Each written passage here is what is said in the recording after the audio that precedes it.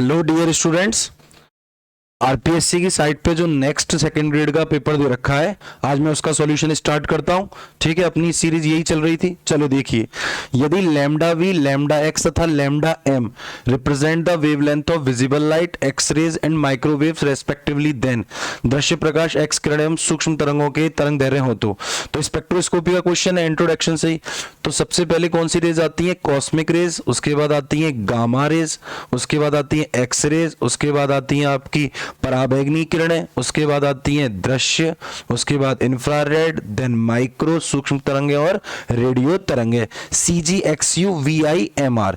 इधर से इधर जाने पर लैम्डा का मान क्या होता जाता है? बढ़ता जाता है। अब चेक कर लो इसने क्या दे रखा है। एक तो इसने दे रखा है V, विजिबल दृश्य वाला। ये किसने दे रखा है? X, ये रहा X। और एक क्या दे रखा है इसने? M वाला, माइक्रोवेव वाला। ठीक है, तो सबसे ज्यादा लैम्डा किसका होगा? M का। देखो भाई किस में दे रखा है, तो यहां भी लैम्डा एम है और यहां भी लैम्डा एम है। लैम्डा एम के बाद कौन आएगा? फिर आएगा लैम्डा वी, ये रहा वी, और फिर लैम्डा एक्स। तो ये आंसर गया था। 49 नंबर क्वेश्चन, n बराबर 5 के ऊर्जा स्तरों में कक्षकों की, n बराबर 5 के ऊर्जा स्तरों में कक्षकों की कुल संख्या होती है। तो यहां अपना फॉर्मूला क्या लगेगा? n square. आ चुका है, ये दूसरी या तीसरी बार रिपीट हो रहा है। फॉर्मूला क्या लगेगा? n square. किसी भी कोश में अधिकतम कक्षकों की संख्या निकालने का फॉर्मूला होता है n स्क्वायर। n की वैल्यू कितनी दे रखी है? 5। तो 5 का स्क्वायर कितना हो गया? 25। तो 25 is the answer, 25 is the answer. ये देखिए, अगला क्वेश्चन कह रहा है यूरिया, फॉर्मूला लिखकर दे रहा है NH2CONH2 का 2 गुणा 10 की पावर -3 m सांद्रता का 200 ml विलयन बनाने हेतु यूरिया की आवश्यक मात्रा है।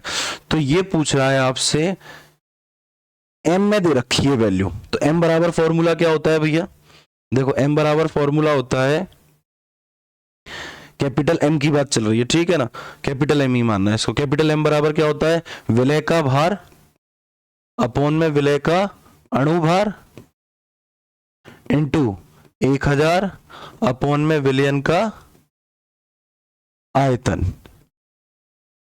ये फॉर्मूला होता है। तो कैपिटल M बराबर क्या आ गया?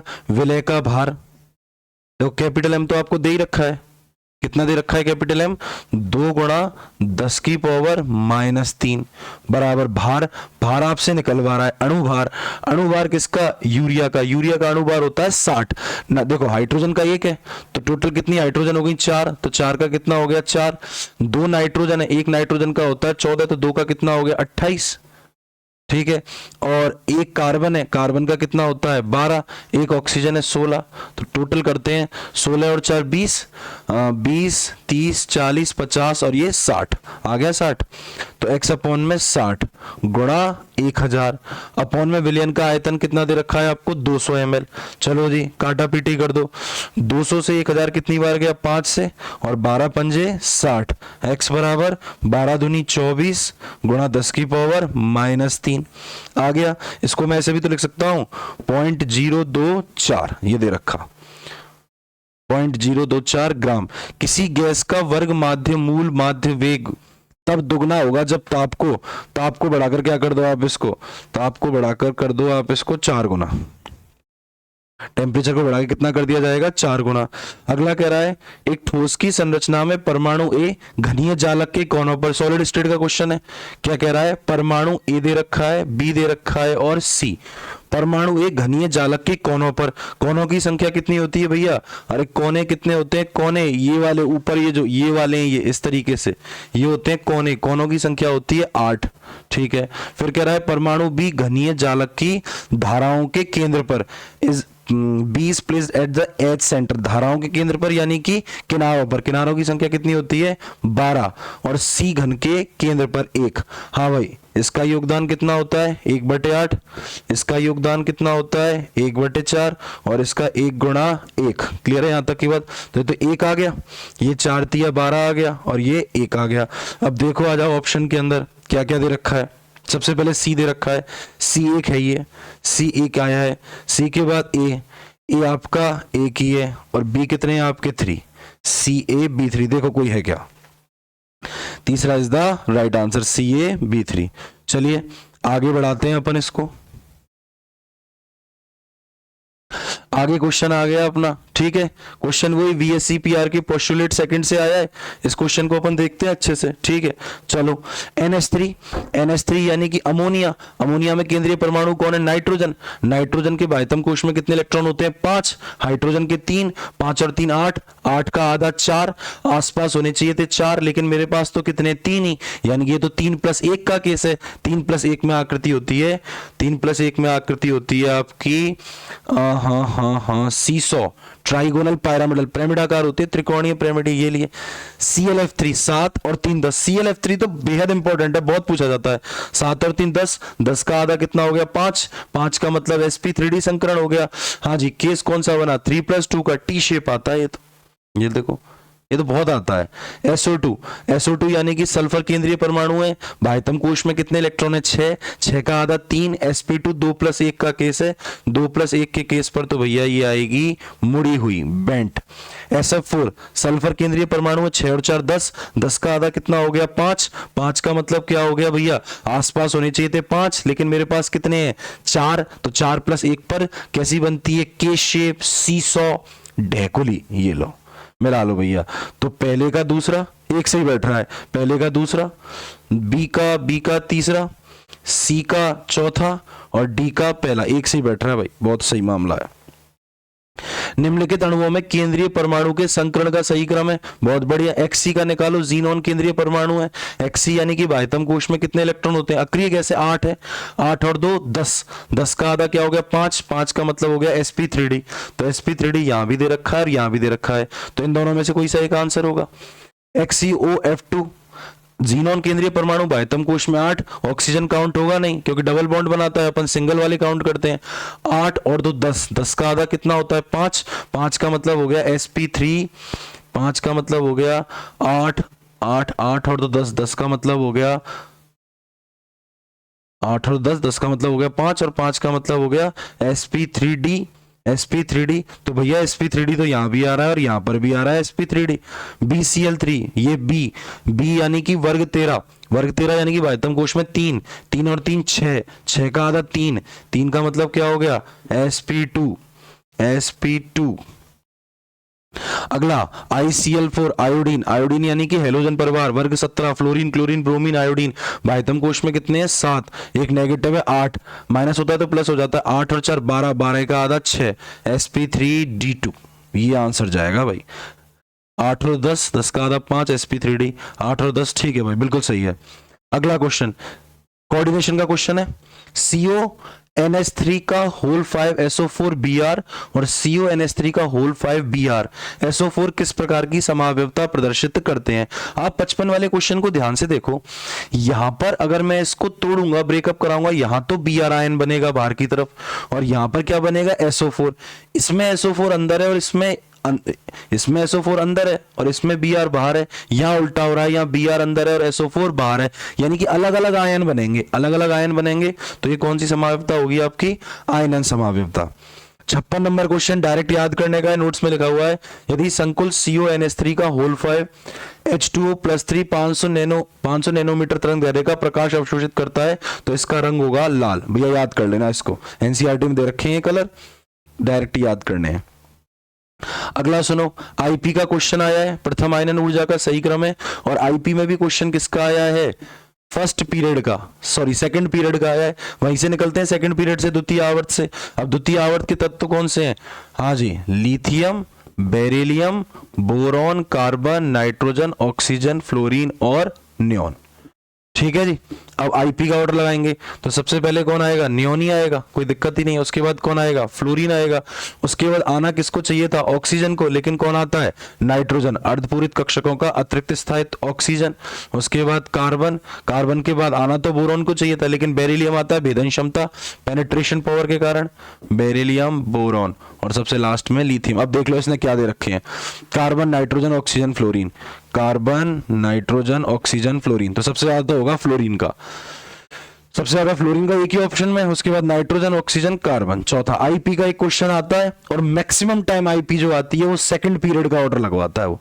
चलो, निम्नलिखित प्रजातियों के आकार का बढ़ता हुआ सही क्रम है। ठीक है, अब आप मेरी बात सुनो। एक तो आपको दे रखा है मैग्नीशियम, एक दे रखा है सोडियम, एल्यूमिनियम और F माइनस। अब मेरी बात सुनने की कोशिश करना, मैग्नीशियम तो दे रखा है +2 में, मैग्नीशियम का नंबर कितना होता है 12। उसके बाद एक दे रखा है आपको सोडियम प्लस में, नंबर कितना होता है 11। उसके बाद दे रखा है F माइनस, F माइनस का नंबर होता है 9। और एक दे रखा है एल्यूमिनियम, इसका दे रखा है 13। ठीक है जी। अब देखो ये जो तीनों है ना, ये सम इलेक्ट्रॉनिक प्रजाति हैं, आइसो इलेक्ट्रॉनिक स्पीशीज है। सम इलेक्ट्रॉनिक यानी कि इनमें इलेक्ट्रॉनों की संख्या क्या है, समान है। 12 में से 2 गए तो 10, 11 में से 1 गया तो 10, और माइनस है तो 10। तो धनायन पर जितना ज्यादा धनावेश होता है उसका आकार उतना छोटा होता है। तो यहां पर सबसे छोटा आकार होगा Mg+2 का, एक ही ऑप्शन में दे रखा है।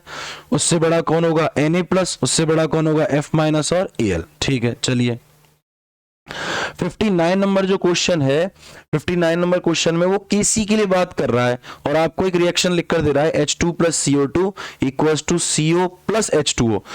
ठीक है, केसी पूछ रहा है, आयनिक इक्विलिब्रियम और केमिकल इक्विलिब्रियम एक साथ दे रखी हैं। तो ये जो क्वेश्चन है ये आपका केमिकल इक्विलिब्रियम का है। एक बार रिएक्शन ध्यान रखेंगे, H2 + CO2,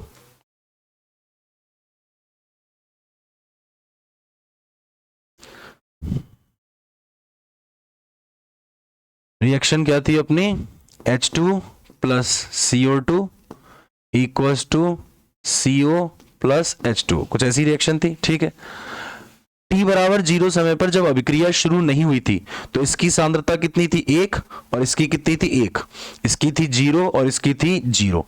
t बराबर t समय पर इसमें से कुछ निकल गया 1 - x और 1 - x इसमें से निकल गया, और इसका कुछ ना कुछ बन गया x अपॉन और इसका भी x। केसी कैसे निकालते हैं, केसी बराबर होता है उत्पादों की सांद्रता की पावर स्टाइकियोमेट्रिक कोएफिशिएंट अपॉन में अभिकारकों की सांद्रता की पावर स्टाइकियोमेट्रिक कोएफिशिएंट। केसी बराबर क्या है सीओ, सीओ का रस समीकरण मितीय गुणांक क्या है 1, अरे जिसका कुछ नहीं होता उसका 1 होता है तो रहने दो, H2O की पावर 1 अपॉन में H2 और ये CO2।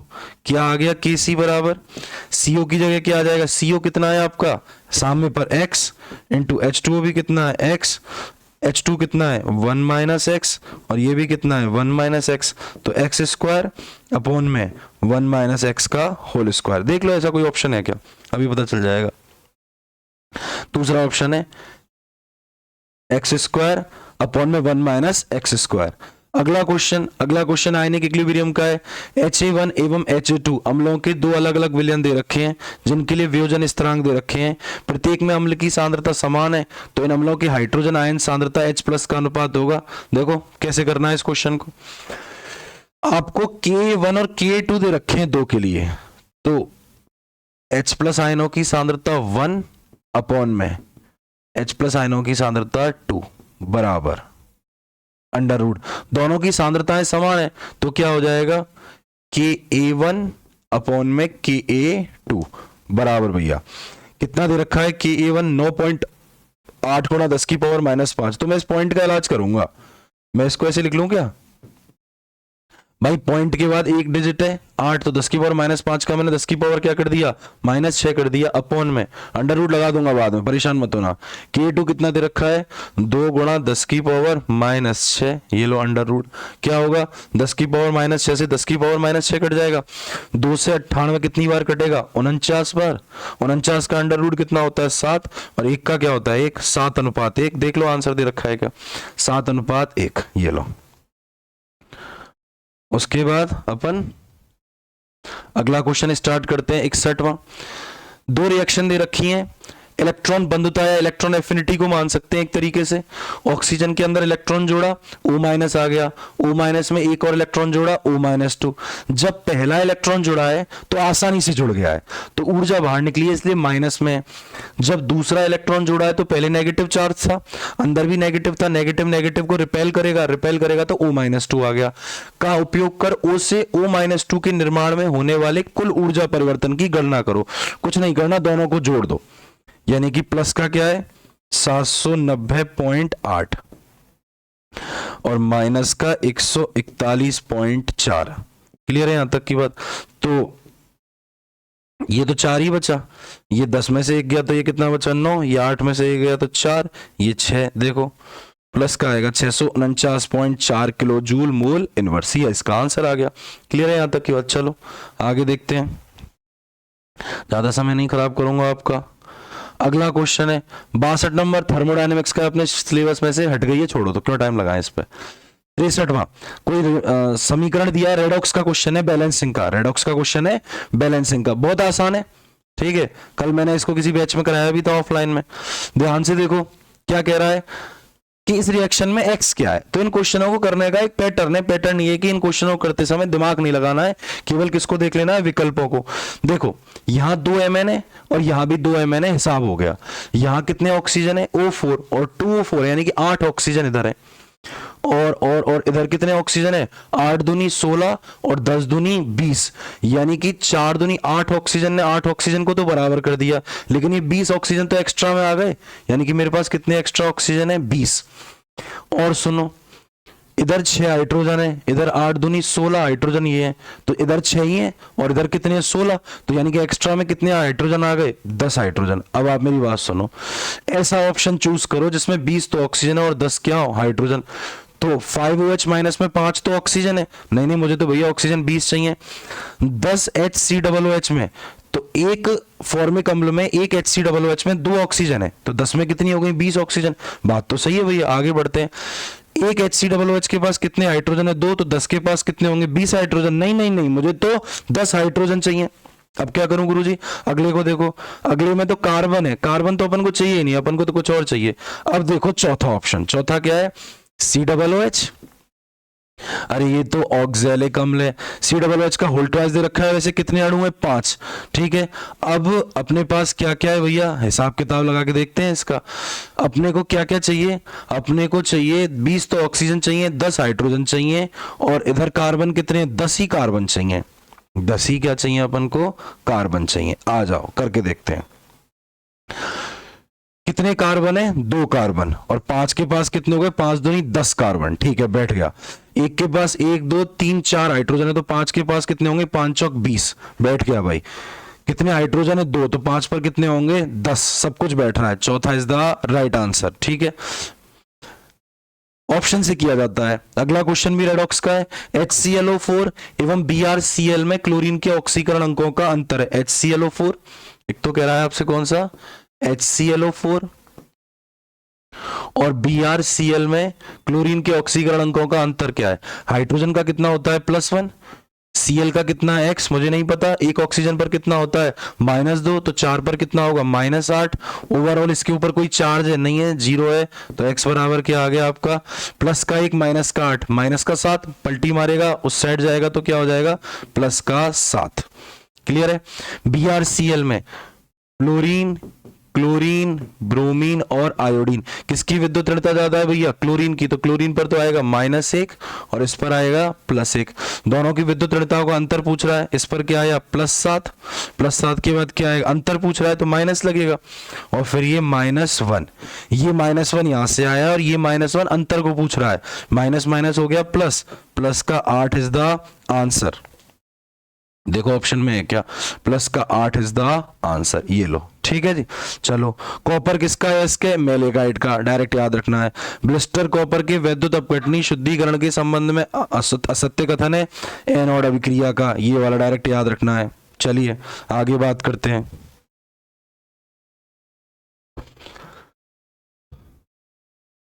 आगे देखो, जलीय विलयन में सोडियम नाइट्राइट एवं अमोनियम क्लोराइड की अभिक्रिया से उत्पन्न नाइट्रोजन उत्पाद है, नाइट्रोजन गैस, डायरेक्ट याद रखो। गैसीय अवस्था में PCl5 अणु के संबंध में असत्य कथन है। चलो बात करते हैं। PCl5 केंद्रीय परमाणु कौन है, फास्फोरस। बाह्यतम कोश में कितने इलेक्ट्रॉन होते हैं, 5। ठीक है, और 5 ही Cl है, 5 और 5 10, 10 का आधा 5, 5 का मतलब n की वैल्यू 5 आ गई, तो संकरण कौन सा हो गया, sp3d। भाई 3 तो p कक्षक हो गए, एक s कक्षक हो गया 4 और एक d हो गए 5। क्लियर है यहां तक की बात। चलो देखो, sp3d संकरण की आकृति ट्राइगोनल बाइपिरामिडल, त्रिकोणीय द्विपिरामिडाकार होती है, जो कि सही बात है, सही कह रहा है। इसके सभी PCl बंद एक समान है, नहीं, sp3d संकरण में अक्षीय एक्सियल और इक्वेटोरियल पोजीशन होती हैं, और जो अक्षीय होते हैं ना, ये वाले जो एक्सियल होते हैं, अक्षीय बंद होते हैं, इनकी लंबाई ज्यादा होती है इन वालों से, भूमध्य वालों से। तो सबकी समान नहीं है, ये वाला गलत है। अब क्या पूछ रहा है पता चल जाएगा। इसमें 3 निरक्षीय एवं 2 अक्षीय बंद होते हैं, सही बात है, 2 एक्सियल होते हैं, 3 इक्वेटोरियल होते हैं। अक्षीय पीसीएल बंदों की लंबाई, अक्षीय पीसीएल बंदों की लंबाई निरक्षीय बंदों से अधिक होती है, बिल्कुल सही बात है, यही तो कह रहा था। तो ये आपसे क्या पूछ रहा है, असत्य पूछ रहा है, तो दूसरा इज द राइट आंसर, सभी एक समान नहीं होते। एक कार्बनिक यौगिक में कार्बन का प्रतिशत 85.7 एवं हाइड्रोजन का 14.3 है, तो इस यौगिक का मूल अनुपाती सूत्र, एम्पेरिकल फॉर्मूला बताओ। क्वेश्चन आया है एटॉमिक स्ट्रक्चर से, एक ऐसा क्वेश्चन आता ही रहता है, ठीक है। तो आपको क्या क्या दे रहा है, 85.7 कार्बन और हाइड्रोजन, कार्बन दे रहा है 85.7 और हाइड्रोजन दे रहा है 14.3। बहुत आसान है इन क्वेश्चनों को करना। कैसे आसान है गुरुजी, कार्बन, कार्बन का द्रव्यमान संख्या कितनी होती है, कार्बन की 12, तो इस 85.7 में तो 12 का भाग लगा दिया, और 14.3 हाइड्रोजन में किसका भाग लगा दिया, 1 का। अच्छा मोटा मोटा भाग लगाना है, पूरा भाग लगाना, 12 से 85, 12 सत्ते 84, पूरा पूरा 7 बार, ठीक है। जो बच रहा है उसको छोड़ दो, पॉइंटों के चक्कर में मत फंसना इन क्वेश्चनों में। और 1 से 14.3 में देंगे तो कितना आया, 14। मैंने कहा ना पॉइंटों के लफड़े में नहीं फंसना है। 7 आ गया और 14। अब जो ये आंसर आया ना, इनमें से छोटी संख्या को देखना है, छोटी पर फोकस करना है, बड़ी पे फोकस नहीं करना। फोकस किस पे करना है आपको, छोटी पे। छोटी कौन है आपकी, 7 वाली। तो छोटी संख्या से दोनों भाग दे दो, 7 से 7 में दे दो और 14 से भी 7 में दे दो, तो ये कितना आ गया, 1, और ये कितना आ गया, 2। तो कार्बन तो है 1 और हाइड्रोजन है 2, CH2 इज द आंसर। ऐसे करना है, कॉपी में करा रखें, ये लो।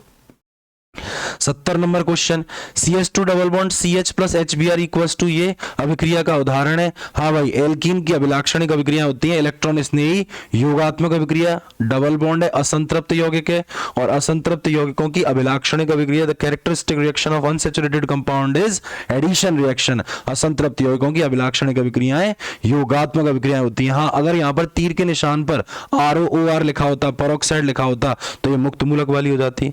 उस एल्कीन द्वारा आया है 71 नंबर क्वेश्चन, उस एल्कीन का नाम बताओ जिसके ओजोनी अपघटन से एसीटोन प्राप्त होता है। पहले भी कर चुके हैं, ये कौन है आपका, 2,3 डाइमेथिल ब्यूटूइन। ओजोनी अपघटन का फॉर्मूला क्या होता है, ट्रिक क्या सिखा रखी है, ट्रिक क्या सिखा रखी है, पाई बंद को तोड़ो, दोनों तरफ ऑक्सीजन को जोड़ो। तीसरे को देखो, 2,3 डाइमेथिल ब्यूटूइन, ब्यूट का मतलब कितने कार्बन हो गए, 4, 2 इन का मतलब डबल बॉन्ड। दूसरे और तीसरे नंबर पर क्या लगा हुआ है, CH3, ये भी CH3 और ये भी CH3। अब क्या करना है गुरुजी, अरे गुरुजी कुछ नहीं करना है, तोड़ दो, डबल बॉन्ड को तोड़ो, ऑक्सीजन को जोड़ो, क्या बनेगा, CH3 C double bond O CH3 बन गए, ये लो बन गया एसीटोन। तो ये ट्रिक याद रखना, डबल बॉन्ड को तोड़ो और दोनों तरफ ऑक्सीजन को जोड़ो। आगे बढ़ते हैं इसी सीरीज में।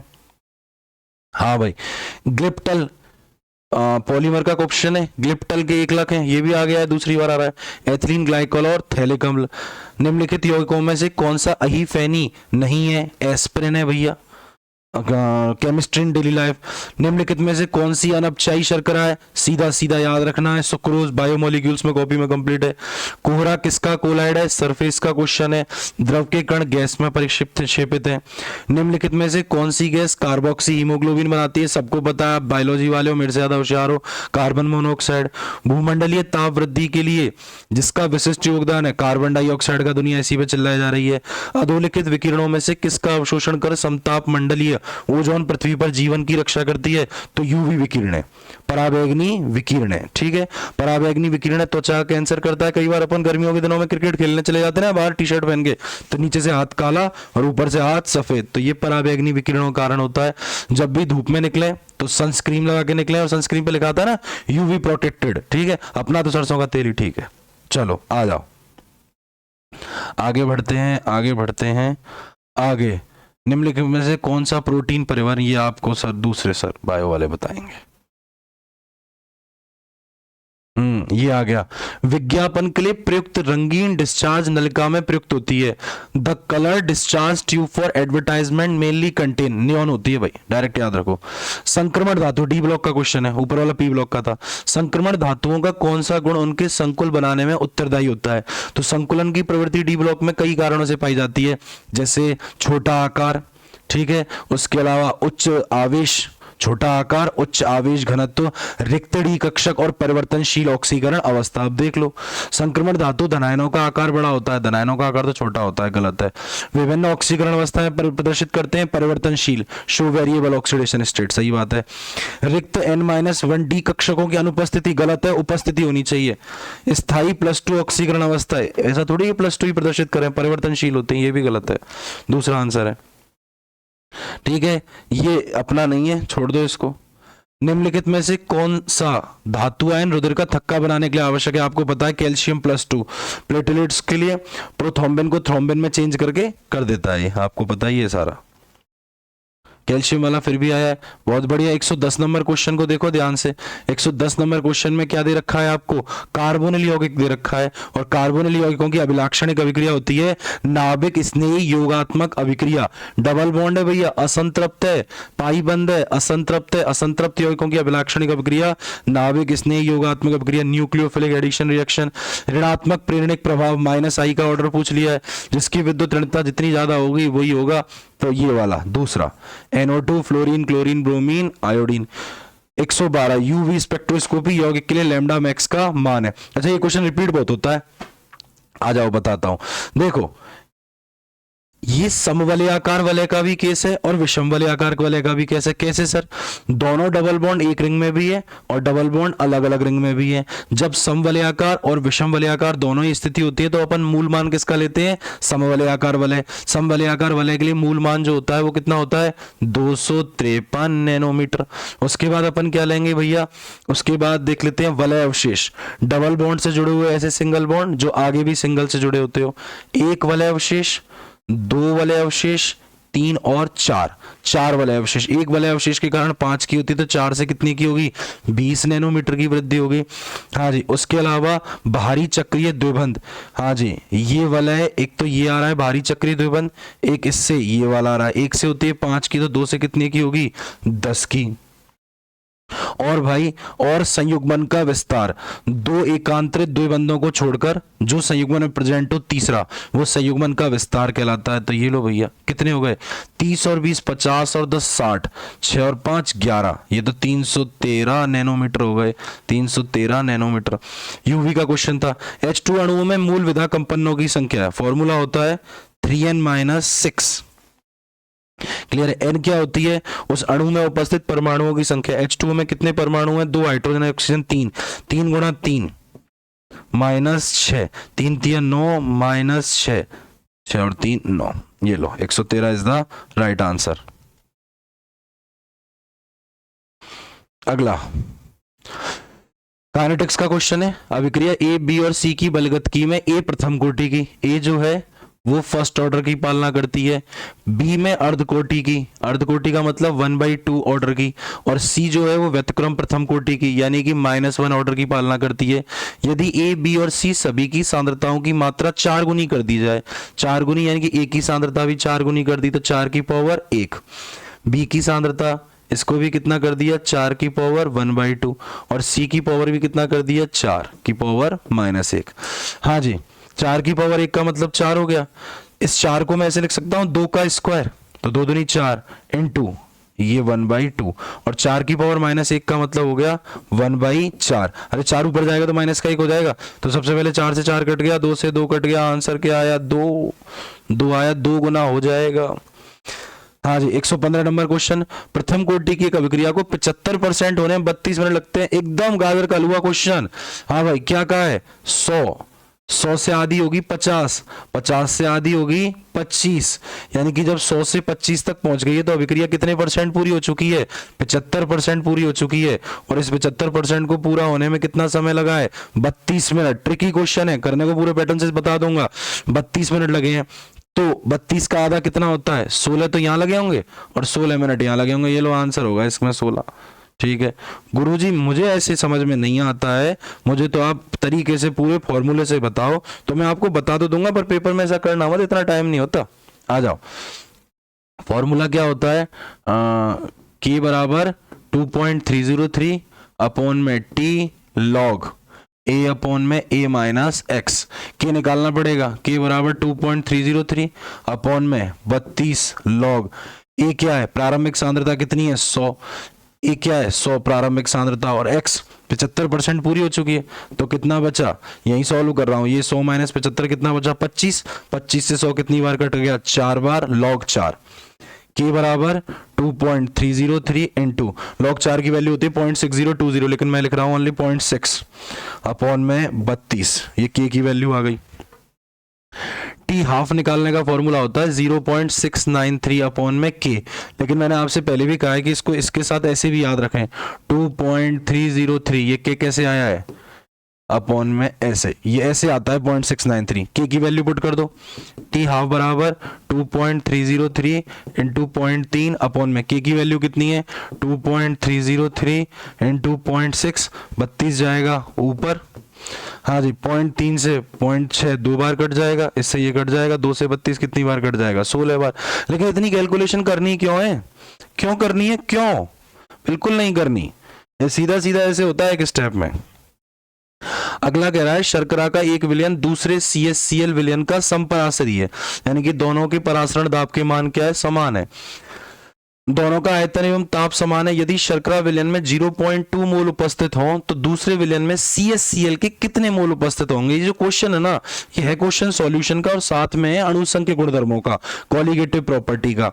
यदि दिए गए विलयन में विलय पदार्थों का सगुणन या वियोजन होता है, एसोसिएशन या डिसोसिएशन होता है, तो क्वेश्चन किससे बिलोंग्स करता है, आपका क्वेश्चन किससे बिलोंग करता है, वन ऑफ से। पाई1 बराबर, पाई का फॉर्मूला होता है CRT, तो फॉर्मूला क्या हो जाएगा, समपरासरी है, तो पाई1 बराबर पाई2।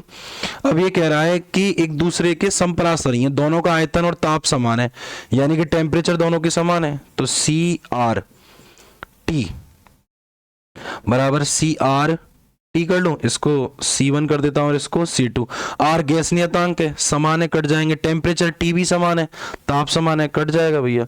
C बराबर क्या होता है, सांद्रता बराबर N अपॉन में V और N अपॉन में V। आगे ये कह रहा है कि दोनों के आयतन भी समान है, दोनों का आयतन भी समान है, तो क्या आ गया N1 बराबर N2।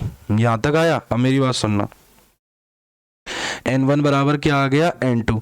लेकिन ये कह रहा है यदि शर्करा विलयन में 0.2 मोल हो, तो यहां पर मैंने मान लिए 0.2, तो दूसरे विलयन में कितने मोल होंगे। दूसरा विलयन CaCl का है और CaCl क्या टूट रहा है, कैसे टूटेगा, Cgm प्लस में और Cl माइनस में। तो यहां पर I का मान जो है ना, कल वाले पेपर में बताया था, I का मान कितना आएगा 2, तो 2 गुणा N2, तो N2 बराबर क्या आएगा, 2 से 0.2 कट जाएगा 0.1।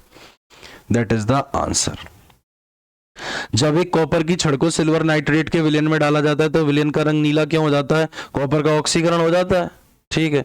25 डिग्री सेल्सियस पर विद्युत अपघटनी सेल के सेल विभव का मान दे रखा है, तो साम्य स्थिरांक के पूछ रहा है, इलेक्ट्रो का क्वेश्चन है भैया। साम्य स्थिरांक निकालने का फॉर्मूला होता है के बराबर NT log N E naught cell upon में 0.059। चलो सॉल्व करते हैं।